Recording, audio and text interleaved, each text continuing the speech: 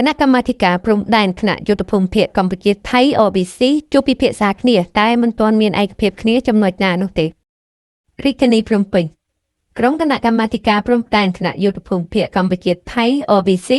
រវាងយុទ្ធភូមិភាគទី4ភាគីកម្ពុជានិងកងទ័ពភូមិភាគទី2ភាគីថៃ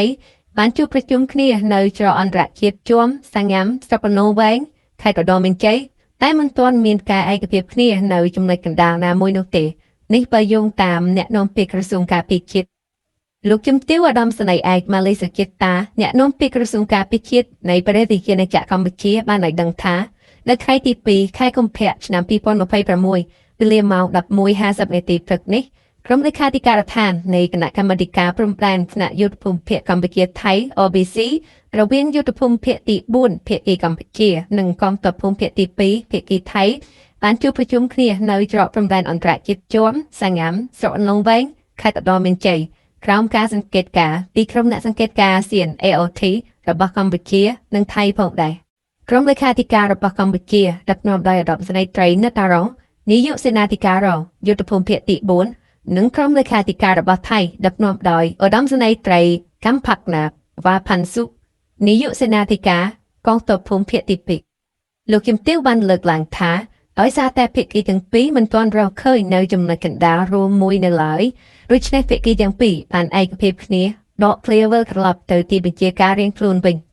ហើយបន្តផ្លាស់ប្ដូរឯកសារនិងពិភាក្សាគ្នាឈានដល់ការឯកភាពគ្នានាពេលខាងមុខទើបមានការរៀបចំពិធីចុះហត្ថលេខានិងកិច្ចប្រជុំគណៈកម្មាធិការព្រំដែនថ្នាក់យុទ្ធភូមិភាគកម្ពុជាថៃ OBC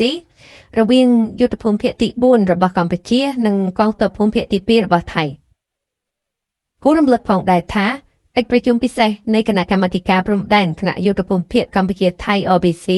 នេះធ្វើឡើងផ្អែកតាមស្មារតីនៃសេចក្តីប្រកាសរួមនៃកិច្ចប្រជុំពិសេសលើកទី3នៃគណៈកម្មាធិការព្រំដែនទូទៅ GBC រវាងព្រះរាជាណាចក្រកម្ពុជានិងព្រះរាជាណាចក្រថៃ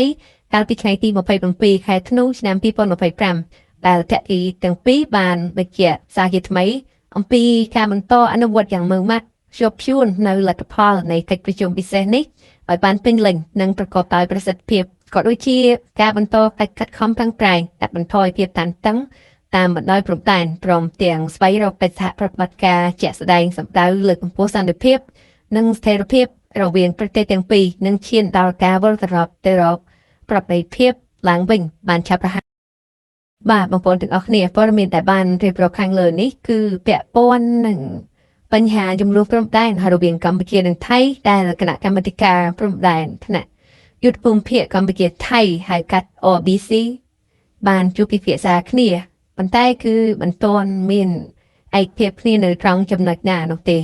ចឹងព័ត៌មានយើងក៏បានឈានមកដល់ទីបញ្ចប់ហើយដែរប្រសិនបើបងប្អូនទាំងអស់គ្នាពេញចិត្តវីដេអូនេះសូមកុំភ្លេចចុច Subscribe និងចុច Like មួយផង